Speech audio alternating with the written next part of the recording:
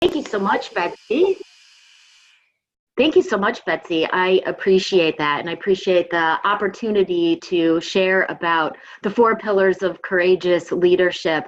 I know you asked me when we were preparing for this, why am I writing this book? I find that as I've been working with leaders over the decades, because it is decades now, I find that whenever I am inspired or moved, it's because a leader is engaged in something truly courageous.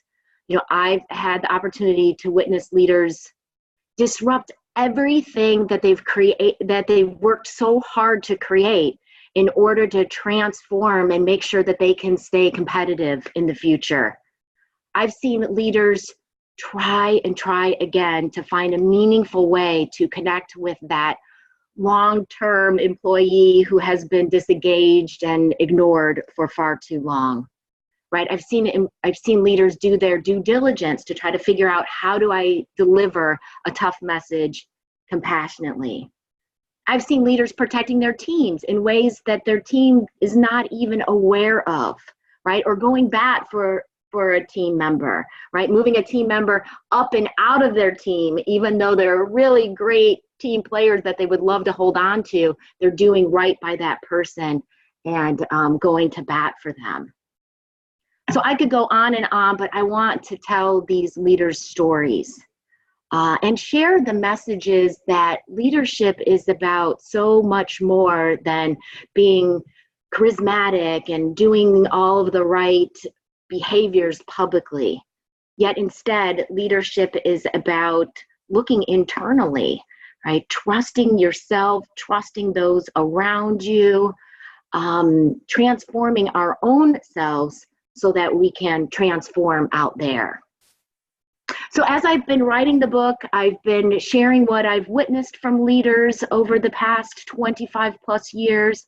And I've also been interviewing high-level executives, CEOs, other senior leaders to share their stories and insights as well. And I'm glad that Tierra International is not making you all wait until the book is fully written and published to begin to explore these pillars of courageous leadership. So let's jump in. My intention is that all of you leave this session with at least one takeaway that will transform your leadership and subsequently your life.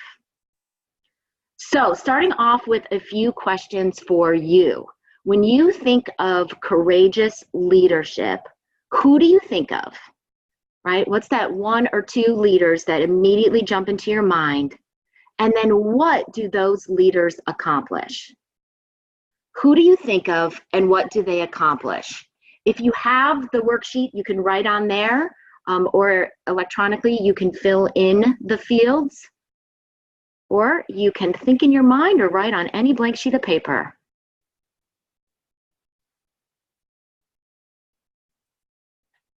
So giving you a moment to think about courageous leadership. Who are the leaders you think of and what do they accomplish?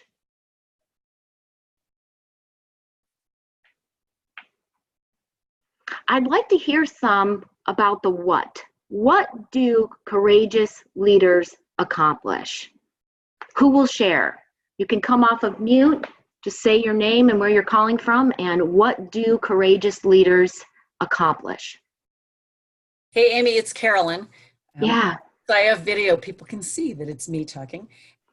To me, what they accomplish, well, of course, you know how I am. There's like 10 different things, but so let me try to nutshell it. They cause people that they are leading, whether in person or even by virtue of an author. You know, you're reading what the author wrote, so it doesn't have to be because you know each other or whatever. But they cause people to take actions that the person doesn't really even realize that they can take. I mean, they just do it, and then the person looks back and says, wow, I didn't think I had it in me. But they don't necessarily know that it was caused by whatever that leader said or did. They can't always point to sentence. It was that. Yes. I love that about leaders.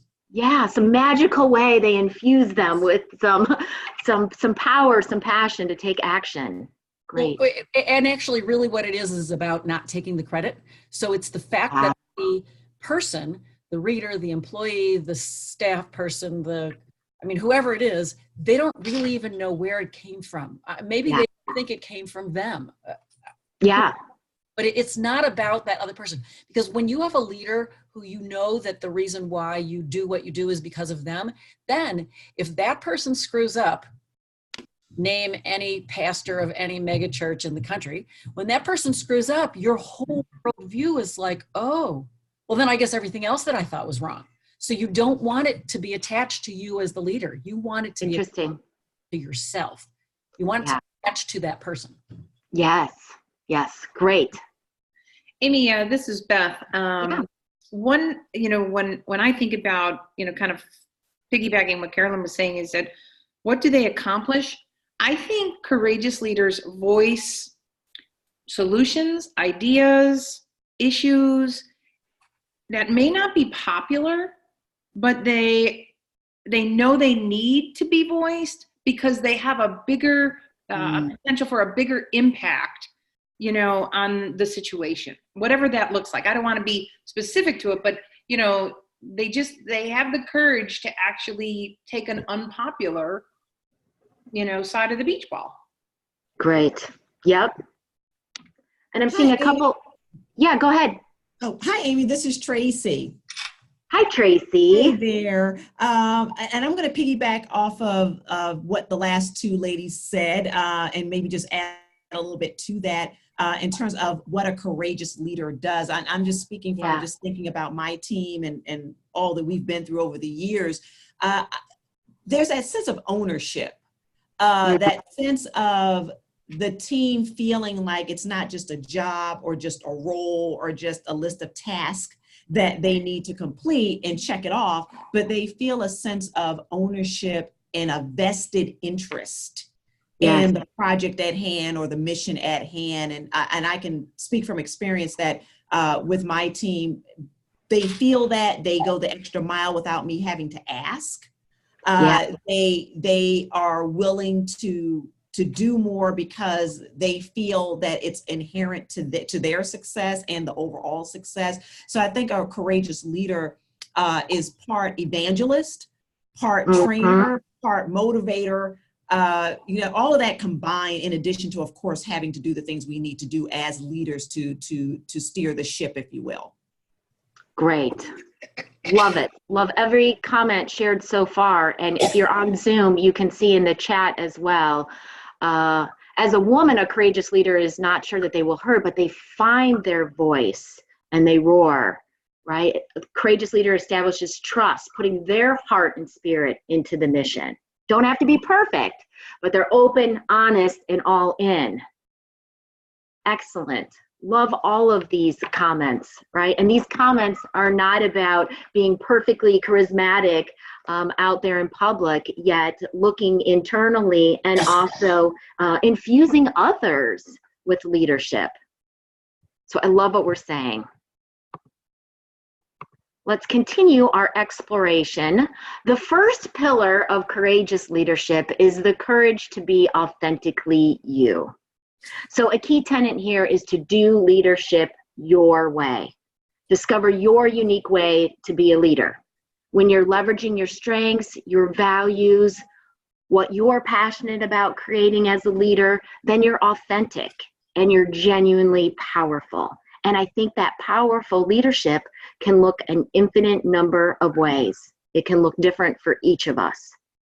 A powerful practice and a straightforward way to access your unique leadership is to declare a leadership legacy. A leadership legacy is an aspiration about how you want to be known or what you want to create. And a leadership legacy is something you can start living into right away. There's some examples up on the screen. A leadership legacy can be an initiative, a set of products, improved processes that you leave behind. It could also be a leadership trait for which you want to be known and want to foster in your organization and the communities that you touch. right? Examples of leadership legacies include a fully optimized enterprise-wide software system, an innovative culture, the creation of teams that operate with trust and transparency. With any of these, there's work to be done in the moment, like defining what does fully optimized mean. Amy, we want to interrupt you 1 second because the screen has changed from the title screen. So you may want to unshare and reshare your screen to get us to the right view. Oh, thank you. Let's test that out. Hi, everyone. Hi. Do a quick reshare. Okay, let me go back to Zoom and reshare. Just have to say, hi, Barbara. I haven't seen you in a long time.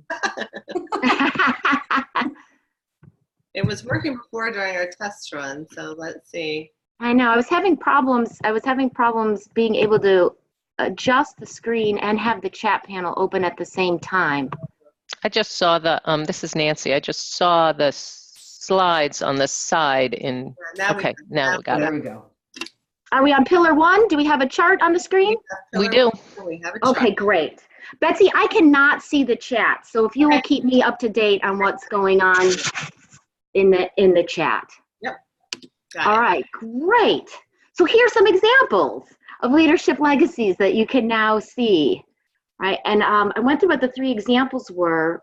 There's work to be done in the moment, and there's a legacy of work and skills and thought processes that can be left behind, right? So for these examples, work that can be done in the moment, fully defining what optimized means, beginning to immediately reward innovative behaviors, create a shared dashboard so you can immediately raise the level of transparency, right? And then there's a legacy of work that we can immediately begin to leave behind, right? Such as the real-time data accessible anywhere in the organization, processes that encourage innovation, and employees who know how to be authentically trusting with others and can teach those behaviors, those beliefs to new team members.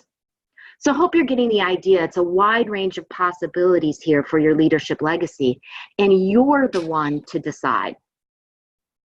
So I want to invite you to uncross your legs, put your feet flat on the floor, sit up nice and straight, and take a couple of deep breaths. Breathe into a nice slow count, 4 or 5, and then exhale to that same count. Breathe in again, take a few more breaths at your pace.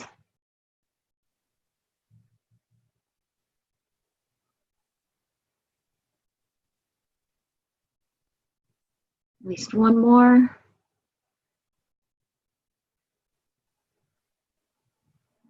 I wanted us to all get into a grounded, calm energy because I'm going to ask you to look at your calendar. And I don't want us to get pulled into what's in the calendar, what do we need to do next, all of that. I want to be nice and grounded. We're looking at the calendar or reviewing what we've done over the last couple of weeks with a specific intent in mind. And that is to identify where were we providing value, right? What activities were we engaged in? What did we do? And look across all realms of life. Where were you providing value? And when did you feel energized? And if you can find places where both of those intersect, you know you were providing value, you felt really energized doing it, these are possible places to look for the realm of your leadership legacy. So continue reviewing your calendar in your mind, or you're jumping on your phone or your computer. I want to share a little bit. When I was preparing to lead this session, I did this exercise to see how are my activities over the past couple of weeks lining up with my leadership legacy. My leadership legacy being all leaders doing courageous leadership their way. I knew it was going to look pretty good because I had just come back from 2 weeks of delivering experienced leader programs in a couple different states.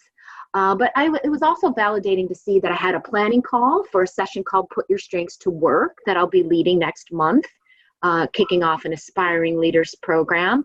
And I've been working on scheduling some meetings with my author speaking coach to create accountability for me to write this book I'm in the process of writing. It did also have me notice it's probably time to create some more writing accountability dates so that I'm actively writing this book. A leadership legacy helps keep you honest about your highest value activities. So back to you. I asked you to take a look in your calendar and identify those activities where you were providing value and feeling energized. And ask yourself, what kind of leadership legacy do those activities point towards? And write down ideas, even if they're half-baked right now.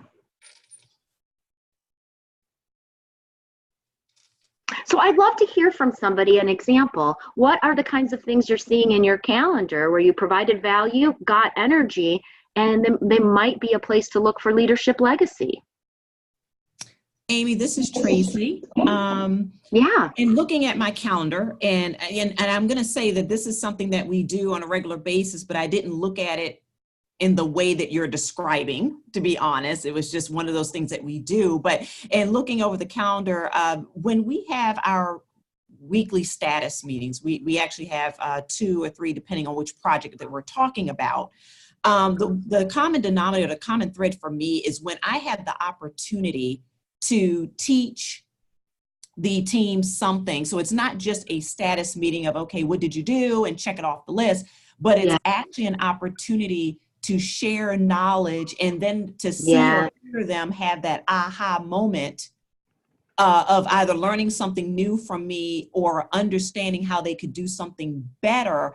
I feel fulfilled, and they're getting something out of it beyond just a coming together of just talking about our to-do list, if you will. So in looking over my calendar, and especially in the last 2 months, because we're implementing some new things, I've had an opportunity to do a lot more teaching and training as opposed to just our normal status updates. And for me personally, I love it. I absolutely love it. And I know that the team is getting something out of it because of the feedback they're giving me. So I just wanted to share that. Yes. What's your reaction to the idea that teaching, sharing knowledge, lifting others up might be a leadership legacy for you? I think because of some of the things that we are going to be rolling out combined with this revelation, if you will, I think it could lend itself to more in-person type trainings. I just did one a few weeks ago with a client, and I thoroughly enjoyed it. And to me, having the team, my team that I've been around for quite a while, validate that for me. It suggests that maybe that's a path that I should continue on. And we do a lot of media work, so maybe even bringing some of that into the media side of the house as well, from a teaching and education perspective. So those are just some things off the top of my head. Again, it's half baked right now. Off the top of my head, those are some areas that I think would be worth exploring based on this. So. Excellent. Yes, I said it was fine if it was half baked right now. And I am going to ask all of you within the next week to declare your leadership legacy. And yes, we want to take some time with it and make sure it's powerfully calling us forward. And like sometimes these things don't need to take as long as we have them take, right? And so I'm going to ask you within the next week, declare your leadership legacy. Start living into it, and you'll immediately get 3 superpowers. Here are the 3 superpowers, and if you're following along on the worksheet, you can fill these in. The first superpower is you act superhuman. And I think everyone who commented at the beginning, Carolyn, Beth, and Tracy, I mean, you were talking about people having a bigger impact than they knew that they could have. right? A leadership legacy has you acting bigger than your ego or any other human consideration. When you look to your legacy to decide what to do, your legacy forces you to choose big. I just saw this a couple of weeks ago in the Experienced Leader program I led. Participants were working on a big, hairy, audacious goal. And one leader, Carla, in order to accomplish her goal, she was going to need influential and strong leaders in a couple different areas of the business to be on board and strongly leading this initiative. And she knew she did not have those kinds of relationships currently in the sales and services organizations. So she knew she was going to create them.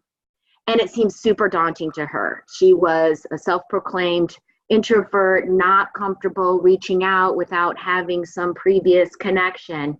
But she was so excited about her initiative, her BHAG, her Big Hairy Audacious Goal, and about bringing the benefits to her and the team and the organization.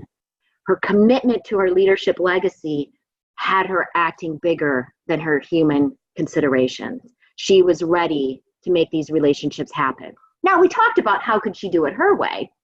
Right? Could she ask folks that she has comfortable relationships with to introduce her to those influential people? Does she invite them to coffee or lunch to make it more comfortable? Sure, let's talk about how to do it your way. But she was going to act bigger than her discomfort and concerns. And she has had conversations, I've been in touch with her, with stakeholders in sales and services, and they are on board. They're ready to start driving this initiative forward with her. So you act superhuman. You also get known for the work you most want to do. When you're focused on your leadership legacy, bringing that initiative to life or living that leadership trait every day, and you're not launching yourself in a dozen different directions, you build your personal brand. You get known for and you get tapped for or hired again and again for the work that you want to do. When you're known as the leader who solves complicated problems or the leader who knows how to develop a strong team, you'll be called into situations that need that again and again. The executives that I've interviewed for the Courage of a Leader book, when asked about their authentic leadership and what they're proud of as a leader, a single theme always emerges, right? They're a leader who coaches and is focused on lifting up each staff member, or they're a leader who's constantly creating the conditions for quantum leaps in innovation, or they're the leader who operates with consistent discipline and preparation, right? Each executive's comments could be summarized into a theme or a leadership legacy. If this idea intrigues you and you want to delve further into shifting fully into working in your strength areas and leaving weakness areas behind, any activities that drain us, send me an email at amy@courageofaleader.com and write chapter in the subject. And I will send you a chapter that has been written for the book. It's called Embrace Your Weaknesses to Be Stronger Than Ever. And you'll learn how to work in your sweet spot all the time. So just email amy@courageofaleader, write chapter. You don't even have to say hi or anything. I'll know what to do, and I'll get you that chapter. The third superpower is you do more with less, right? Our strength work raises our enthusiasm, passion, tenacity. We have more resilience. We have more energy. And it's rewarding to see how when you leverage your strengths, you bring the best value to yourself, to your team, to your projects, to your organization. You have more impact with less effort. So back to you. You might have some half-baked ideas for your leadership legacy right now. You might not have any even half-baked ideas. I want you to identify what are the next 2 actions you'll take. Do you want to reflect at the end of the next couple of days and identify those activities where you did provide value and did feel energized? so you can get more clarity around your leadership legacy. Are you ready to declare it? Who will you tell? And if you know the realm in which your leadership legacy resides, even if you're not quite sure how to language it, you can still start living into it right away. What's the next step that you'll take to do so? So I'm asking you to come up with your next 2 actions. Who will share one of the next actions that you'll take? This is Carolyn. I will be glad to. Thank you. Do you need to know what we think our leadership legacy is, or just the action? Both. Let's hear both. Okay, so very quickly, I don't actually know for sure that this is what it is, but I know you answered what made you feel energized in your calendar the last couple of weeks. What did you provide value? Both of the things that I wrote down were completely shocking to me. And it's really hard for me to be completely shocked about something. Yeah. I have spent the past 10, 11, 12 years doing everything in my power to not have to be with people, talk to people, deal with people. I hate people. Sorry, my friends that are on the call, but I just don't want to deal with people. And so the 2 things that were most energizing to me in the past 2 weeks were, Betsy, this is your up, was working with you on the website and working with one of our staff, Jackie, on a really good project that she's working on. It's not a training systems project. Well, I'm shocked because I would edit out any human being contact out of my calendar as fast as possible. And those 2 things were the most energizing. So one of my next 2 actions, or what I just told you means for my legacy, is to get my desk and my bookkeeping up to date so that I can focus on the things that energize me, which apparently are working with other people on projects they're working on.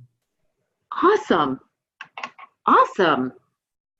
I want to stay in touch about this, Carolyn, see where this goes. Well, I'm already ready to read your chapter when you send it out to me. Okay, excellent. Great. Let's move to the next pillar. The second pillar in the courage of a leader is the courage to say what needs to be said. When it's time to deliver a tough message, we can feel like we've got to have this whole big set of interpersonal skills mastered. I'm saying we don't. We don't have to behave perfectly. Instead, it's more powerful to focus on your beliefs, your positive intentions for the situation and the person and the persons involved. Many of you have likely heard the well-known quote from Peter Drucker: "Culture eats strategy for breakfast." I'm saying belief eats behavior for breakfast. That we want to start with beliefs, not behaviors. So let's walk through how this works. Let's say you need to deliver a tough message to someone. Maybe they're not going to get the promotion they put in for. Maybe they're not quite having the impact that we want them to have with customer presentations. Look to your beliefs first, right? Do you believe the person can handle the message? Do you believe the person is capable and has strengths that he or she can lean on? Right? If you have positive beliefs there, positive intention for the situation, lean on those. What if we don't? What if there's not immediately some empowering beliefs there? Then we can do some belief work. We don't want to try to bluff it out through our behaviors, right? People can see through that fancy footwork. So how do you go about the belief work? Let's make this real. Think of a person to whom you need to deliver a tough message. Right? So for example, I recently needed to let a business partner know that his presentation was not well received by a client, right? And then look at your beliefs about the person, the situation, right? Identify which are positive, empowering, and which ones are not. Right, so I'll say in my example, I initially thought, he's not going to want to hear this. He's going to be embarrassed. I don't want to do this. This is going to be hard. Right, no positive ones in the one I just shared. You might have some positive. Distinguish the empowering beliefs from the ones that are not. I'll pause there to let everyone catch up. Think of a tough message you need to deliver to a specific individual. Feel free to look at any realm of life here. Doesn't all have to be work related. And then be honest with yourself. What are you thinking or feeling about the situation? All right, and now I'm going to ask a series of questions, and I want you to journal if you can. If you can type in the document or write on a piece of paper. If you're thinking it through, just be sure not to edit yourself and see what comes up. Depending on the specifics of your situation, some of these questions will be more relevant than others. Go ahead and respond to them all. So if you're on Zoom, you see the first question is, what is great and well-intentioned about this person?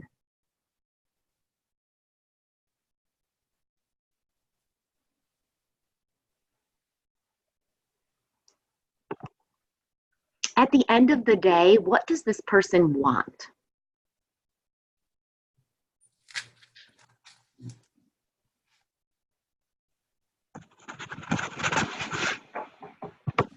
What do you think this person cares about?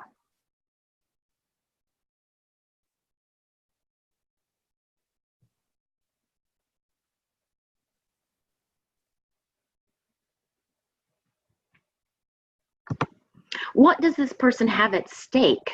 How might this person feel threatened?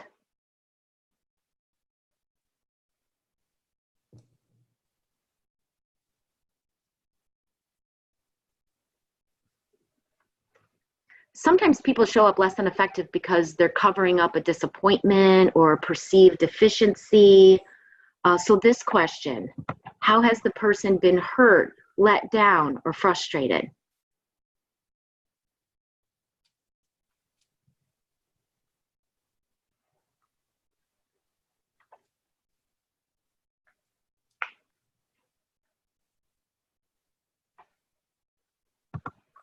What experience does this person have?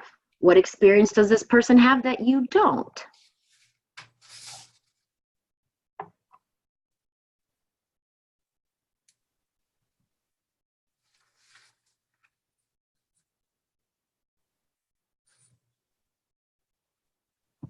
What might this person think of you? What do you want this person to think of you?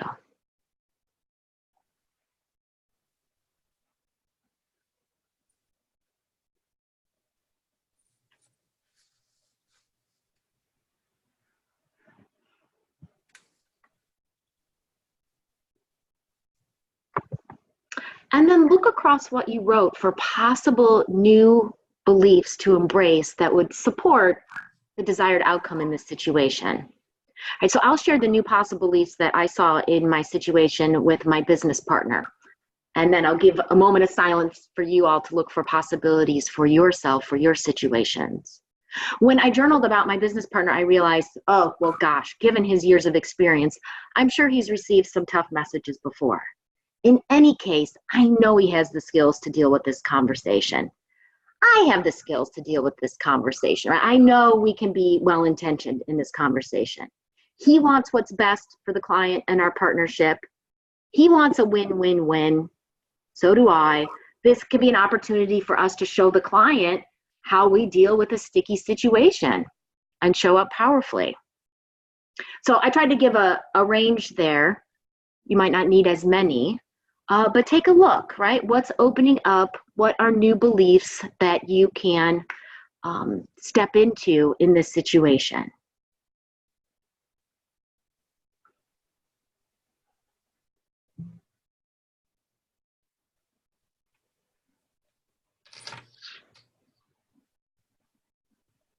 So I'd love to hear from someone here, an example. What new belief, positive intention can you hold on to as you approach this tough message conversation? Amy, it's Beth. It's a personal situation, but it's a tough conversation with one of my sons. And it's about the holidays and things like that, which are not emotionally charged. Not at all. No. And, you know, them being newlyweds and all, not going to be a challenge. Yes. So the new belief that I really see as possible is that they have the courage and wisdom to do what's right for everybody.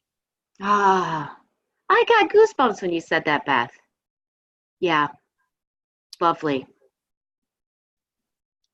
Let's take another. Who else has a new belief you can bring to this conversation, this situation? Amy, this is Allison. This is one I've been playing with, but I'm thinking about it in a different way, listening to you, which is that, like that I actually have this. I love what you said about like, you actually have the skills. Like I have the skills, no matter what's going on, to leave people better than I found them, even Right. when it's a difficult conversation. Yes. Yes. And yes, you do. Mm-hmm. But I might actually need I might need something to access them. Like I might need a little time to connect Yeah. with them. It doesn't mean that they're automatically there, but they are there. They're just, you have to sometimes move through, like even what Beth was sharing, you have to move through something to access them, to have a conversation. Yes. Yes.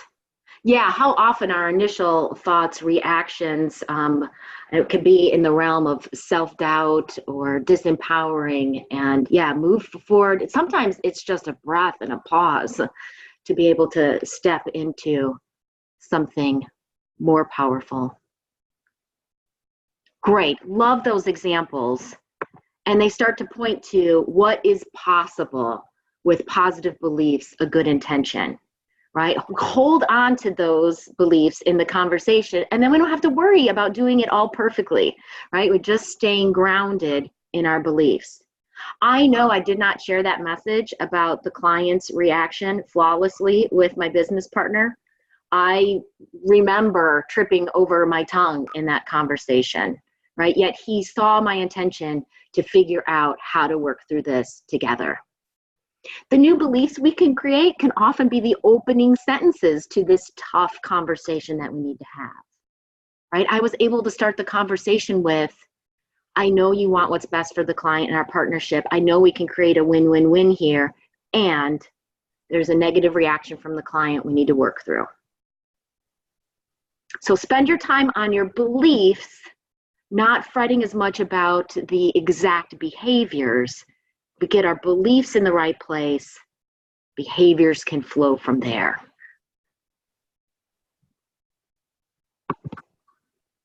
Okay, moving on to the third pillar. There is some behind the scenes late breaking information for you here. I am actually going to change the name of this pillar of courageous leadership, tweak it somehow. I've played with the courage to ask others to believe, the courage to ask others to believe and follow. And yes, there's absolutely courage in asking others to charge off in a new direction with you. Yet this is missing the component of trusting others and asking others to co-create with you and encouraging and allowing them to step up and lead. So looking for a new pillar name that captures all of that. Some possible new language is the courage to step up, step back, and step aside. I know some of you out there are really powerful with words, so I'd be glad to have any of your input on this. But stay tuned. This pillar will have a new name of some kind. But let's explore. Let's get value from this pillar, no matter what its name is. We do need commitment, involvement, and passion from others in order for them to believe and go in a new direction with you and to step up and lead. Right? So how do we get commitment and passion from others? 70% of engagement is attributed to the leader, according to Gallup. So you all as leaders have a big influence on whether people's heads and hearts are engaged. And that's the deal. It's got to make sense to people's heads, and it's got to tap into their heart, their emotions. Right? So on the head side, the big idea and the strategies associated with that big idea, they need to make sense in people's heads. You want a clear and compelling message for sure. And most leaders with some work can get there, right? Share your messaging with folks, get feedback about how clear is it, how compelling is it, right? Often the trickier part is getting people's hearts engaged, right? To feel emotion, to have passion for what you're up to. Most critical to generating true engagement is showing vulnerability. So as you know, I've been interviewing amazing leaders, CEOs, executive directors, others in senior positions for the Courage of a Leader book. I ask a couple of questions in each of those interviews about what's important in their leadership journey and what advice would they give to emerging leaders. And while responding to those couple of questions, 100% of the leaders I've interviewed mentioned an aspect of vulnerability as critical to success, right? Vulnerability is a big term, right? It means putting yourself, your reputation, your ideas, the results your group produces at risk, right? It's taking a chance, it's betting on the people, betting on yourself and betting on the people around you. So here specifically is a list of vulnerability behaviors. It's not necessarily all-inclusive. There might be others that you would add to this. Vulnerability involves saying what you don't know, asking for help, being transparent, right? What do we have figured out? What do we not yet have figured out? Asking and allowing others to contribute and change your mind. Sharing about yourself, your personal story, what's important to you, what makes you tick. Admitting when we make mistakes, trusting others, not only with key deliverables, but to lead, right? Stand up and lead. Here's an example of a leader I've witnessed showing vulnerability. I got to know Maria several years ago when she began to host week-long immersion experiences for a new leader program. And when participants in that program have an immersion experience in Maria's group, Maria invites those new leaders to project plan and do work with the seasoned professionals in her group. She encourages ideas from up and coming leaders from all different areas of the organization. And she and that group are now known for that, right? Program participants know that if they're going to choose an immersion experience in that area, they're going to be asked for their ideas, right? Their ideas will be considered, possibly implemented, right? And they'll get to do real work. And often there's a few examples of the relationship not ending there, right? They continue to tap into these leaders across the organization. Maria, here's where the vulnerability comes in. Maria readily admits the limits to her work experience. She grew up her career in that one functional area and knows that this can limit her view, right? And so I got to see her practice of being inclusive of diverse perspectives through this program. There's lots of other ways that she does that, right? So she intentionally invites perspectives from elsewhere, knowing that there are limits to hers, right? She's vulnerable and powerful. And leaders from all over that company, they pay attention to what emerges from that group because they know it's been well vetted. So take a look for yourself, these vulnerability behaviors. If you're in the worksheet, it's on page 4. If you're on Zoom, you can see them on the screen. Rate yourself from 1 to 10 with these vulnerability behaviors. How often do you exhibit these behaviors when appropriate, right? How freely and easily do you do that?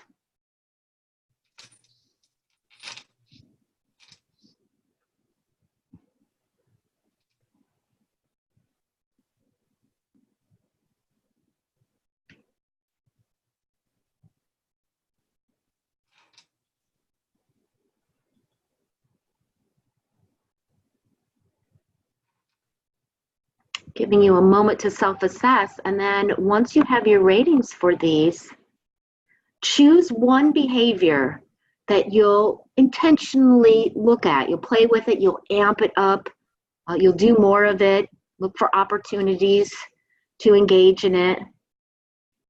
And I'm going to suggest you pick the item you rated the highest, right? One of your strengths, if you will. And why am I suggesting you picked the one you rated the highest? Because wouldn't we want to focus on the one that we're not doing enough of, or we're doing the least? Well, this actually brings us back to pillar number 1, the courage to be authentically you and leverage your strengths, right? Immediately when we focus on using our strengths, our productivity goes up 7.8%. When you get a whole team strongly agreeing that they get to use their strengths every day, the team is 38% more productive. And their customers, whether internal or external, are 44% more likely to give high satisfaction scores, comments. So I'm asking us to do something which is sometimes counterintuitive. Us humans want to go to, where are we weakest? We want to fix it. What vulnerability, strength, behavior will you amp up? And what ideas do you have for doing so? Now, so I'm not saying you got to run around and make a bunch of mistakes so that you can admit to them, right? But you could be putting yourself in uncomfortable, new situations that have uncertainty for you, where you might be more prone to make a mistake, right? And how will you handle that in a vulnerable and powerful way? So let me stop talking. Let's hear from a couple of you. What vulnerability behavior will you play with?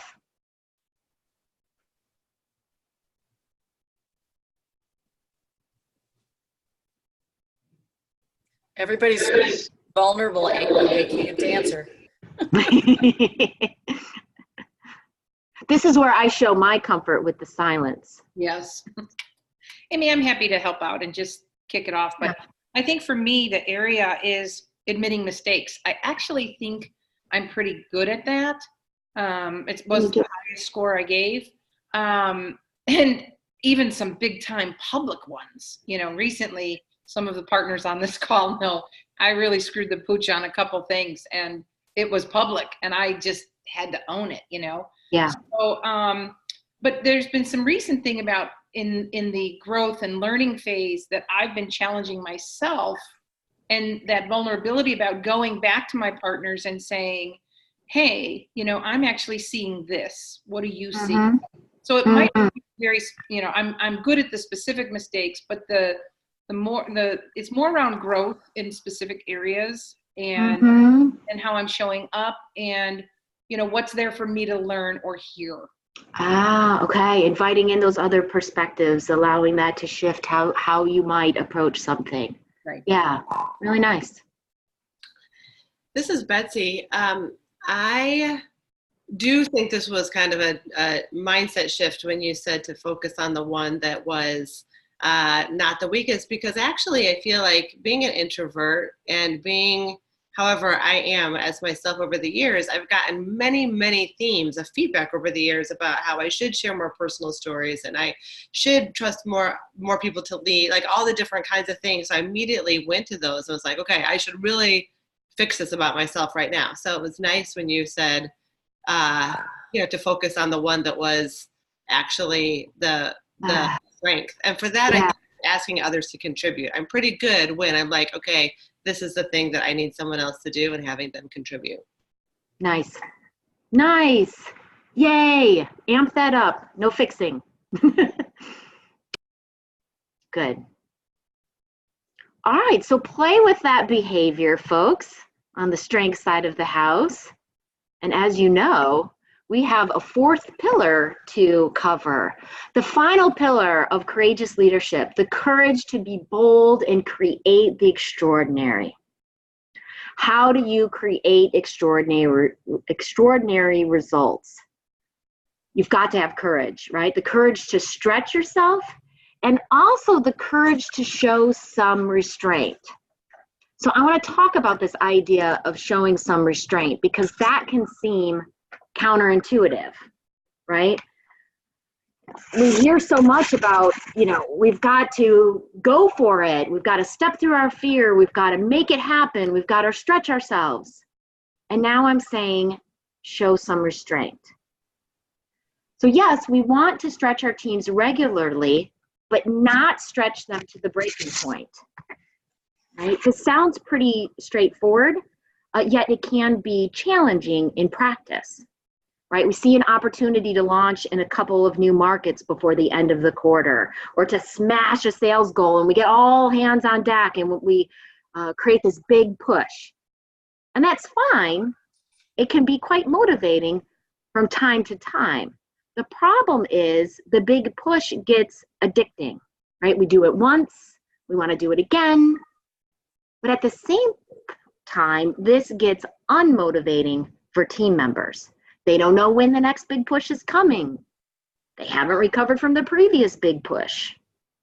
They start to not know what good performance looks like. They get confused, and eventually employees are burnt out. So an alternative that nets extraordinary results is to have team members' involvement in setting a regular stretch goal. The stretch goal in some circumstances is going to be easy to achieve. It's a stretch goal because sometimes it's difficult to achieve. The goal remains the same. The conditions are sometimes more conducive, less conducive to achieving the goal. And when the goal remains consistent and the team consistently meets it, confidence grows on the team. Right? The team is known as one that constantly meets its mark, one that has sustained high performance over time. The results over time are extraordinary, and team members are engaged, proud, confident, and not burnt out. Right, so this concept of a regular stretch goal has been studied by Jim Collins and his team of researchers. Jim Collins is most known for authoring Good to Great. In the research for his other book, his many books, for the research in one of his other books, Great by Choice, Collins and his researchers found 7 companies that they called 10X companies, because these 7 companies outperformed similar companies in their industry by 10 times the industry standard. And without exception, what distinguished these 10X companies was a regular stretch goal. So you can read the research. The example that's most notable to me, that gets me fired up, is Southwest Airlines. Right? Southwest Airlines demanded of itself a profit every year. Right? That was its regular stretch goal, even when the airline industry overall lost money. From 1990 to 2003, the U.S. airline industry as a whole turned a profit in just 6 of 14 years. So not even half the time, right? Less than half. In the early 1990s, the airline industry lost $13 billion and furloughed more than 100,000 employees. Southwest remained profitable year after year and furloughed not a single person. Southwest generated a profit every year for 30 consecutive years. Equally important, Southwest had the discipline to hold back in the good times so as not to extend beyond its ability to preserve profitability and to preserve the Southwest culture. In 1996, 100 cities wanted Southwest to bring service to them. Southwest expanded to 4. Right? How many companies would be able to show some restraint, right, and resist that possible growth? They had the courage to show restraint and thrived when other companies literally were not surviving. Right? So Southwest is an exceptional story, but let's make it more tangible, right? How do we bring this to our leadership, the teams we work with? I want to tell you about a plant manager that I worked with. I met Aaron when he was a fairly new plant manager, and he saw that updated standard operating procedures were needed across the plant. Call these SOPs, right? The current SOPs, the current documentation for all the procedures followed in the plant were sorely out of date and causing confusion and other problems, right? The real knowledge was with the operators, yet you didn't know who to go to for which process. The problem was creating inefficiencies, probably some unsafe conditions, but it also seemed insurmountable, right? There was hundreds of documents that needed to be updated. So Aaron decided it was time to tackle the SOPs. Up-to-date, accurate process information was going to create the foundation for so many possible improvements across the plant. They needed a plan. Yet how do you eat an elephant of this size? Show some restraint. So Aaron met with a handful of production supervisors that would own this endeavor. They certainly wouldn't be the ones that did all the work, but they would be the ones coordinating, driving the effort. He needed their commitment, and he wanted them to create a realistic stretch plan. So they quickly zeroed in on a weekly goal. The question was, how many SOPs could be updated weekly? Right, and the discussion went in circles for a while. Well, it depends on production levels. It depends on what maintenance has planned. It would change depending on how many orders customers drop in. Some weeks we could crank through a lot, others very little. Aaron pushed for a number that would be achievable no matter what took place during the week. He knew if the group didn't commit to a number, it'd be easy for weeks to slip by without much SOP updating. So the supervisors decided on 8 a week. So they felt good about the stretch number, but it was disheartening at the same time, right? With hundreds of SOPs to update, this is going to take 2/3 of a year. But this was their plan. Aaron didn't push them further. He wanted consistent weekly production on the SOPs. So they agreed and they moved forward.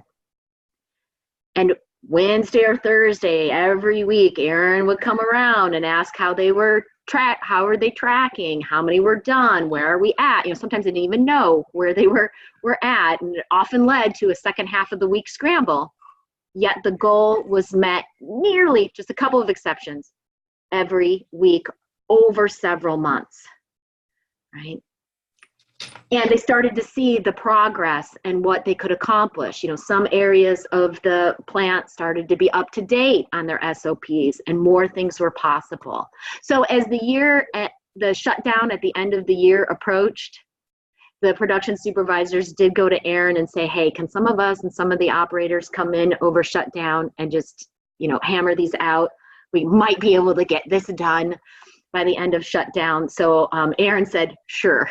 Right, he's been plodding along at this, and they were nearly there by the end of shutdown. They went back to their 8 SOPs a week, and they had it done by the end of January. And Aaron firmly believes that if he had let the goal fluctuate each week, it would have fluctuated to little to none. Right, a steady pace that was sometimes challenging is what created momentum and a sense of accomplishment.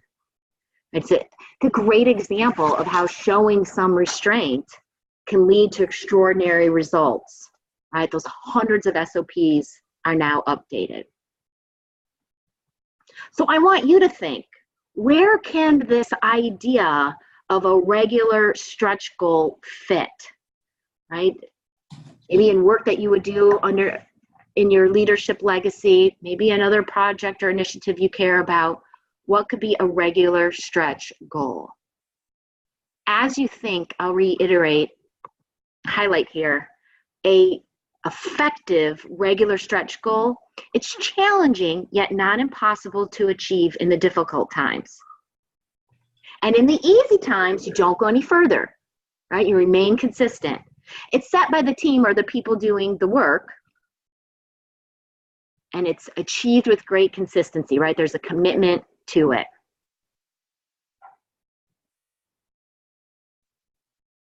I'd love to just open it up here. What are your reactions to this idea of showing some restraints? Any ideas of how or where to apply?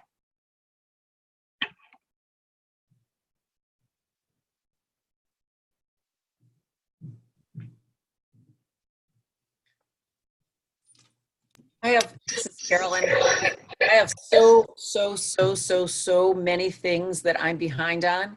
And so you'd think that I'm naturally restrained or I wouldn't be behind things, right? But for sure what happens is I'm so behind that I can't focus and I can't move forward because I want to get something done and all of it is not something you can get done like right this second. So Yeah. the restraint for me, I believe, will be to focus on one thing. And Okay. the stretch goal for that one thing, I've been looking at all these piles for a long time. So what's another long time? And maybe it will actually cause me to start on one thing. Great. Choose a focus. I love it. Yeah, very similar to that, Amy. It's Barbara. I feel like too, I get sometimes pushed by clients who'll be like, oh, why don't you do this? Or why don't you do that? Or it'd be great if you offered this. And not that they're bad ideas, but there's only so much, there's only so much you can roll out and do for people in a way that's good. But then there's also that, that push pull of, oh, I should be offering everything my clients want when they're just sort of saying things off the top of their heads. So I have to stop and kind of be mindful about what they're asking and if it's a good idea and if it's something I want to approach now or next year or the year after. Yes, that's a great example of it's enticing to go for it, right? Where have we decided to focus? And I know that these things your clients and prospects tell you to offer, you could offer them. You could be great at it, right? And where do we want to focus? How do we want to show some restraint so that we really are not overstretched and working in our sweet spot?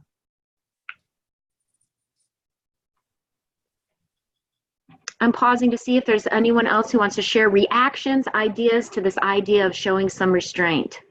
Because I know it sounds counterintuitive and can feel that way at times. This is Beth talking, and a lot of the managing partners that we deal with daily at Tierra, we joke about the quick start energy that we all have, and like who's the grown up around the restraint, because we, like we're all seeing the elephant and we're gonna bite it all off, So, right. And it's interesting that I can just see that's been both. Goodness for us and also a real challenge, and it still is today. Yeah, you have great ideas and want to make them all happen. They could all have such an impact. I have another offer for all of you. If you're interested in stepping up, transforming your leadership in one of the ways that we've explored today, being truly courageous in the realm of any of these pillars that we've discussed and creating extraordinary results, I've set aside 5 half-hour time slots for those who are attending this Tierra session. Email me at amy@courageofaleader with the word courage in the subject, and I'll know you want one of those 30-minute time slots, and I'll email you some options. So the first 5 to respond and get that handled will get the slots. We accept no emails before the end of this live session. But take one of those half-hour slots, and I guarantee you at least 2 ideas to increase your productivity by as much as 25% in the next 60 days. And I know, Betsy, I have been a very long time member of Tierra's Resource Circle, and that is an always accessible, always being updated, always coming with new offers, ongoing resource for leaders. So will you say more about the Resource Circle and how the leaders on this call might want to take advantage of it? Yes, absolutely. And I will make sure that in the email that has the recording in it, that is sent out tomorrow, you have all these offers as well, in case you didn't capture them all now. The Tierra Resource Circle, which can be found at tierraresourcecircle.com. try to make it easy for you. It's a place where you can really participate in a monthly cycle of leadership development. We have a true leadership session that is an hour every month that connects you with yourself, with your leadership goals, and a new leadership tool. And then we also do something like this, where we have a hot topic or additional content each month that's actually live, not just an online class. Although when you log into our members only site, you have access to all of our archives, which is a ton of online work, online classes that we've recorded over the past years. It's searchable, and it's a very exciting time to join because we are launching a library of our Tiara tools in the near future that will give you just really quick hit, transformative, applied leadership tools in sometimes as little as 10 minutes whenever you need them. So I'll send the information in the email. Everyone does get a 30-day free trial, so you can join now and see what you think, and stay connected if you want that way too. We love expanding and interconnecting our circles. Oh, great. I love the 30-day trial. Yeah. I paid any attention to that. I just was like, yes. So I want to ask you all before we jump off the call, what is the value you created for yourself during this call? How will you think about leadership in new ways? What will you do differently? What will you focus on as a result of what we've explored?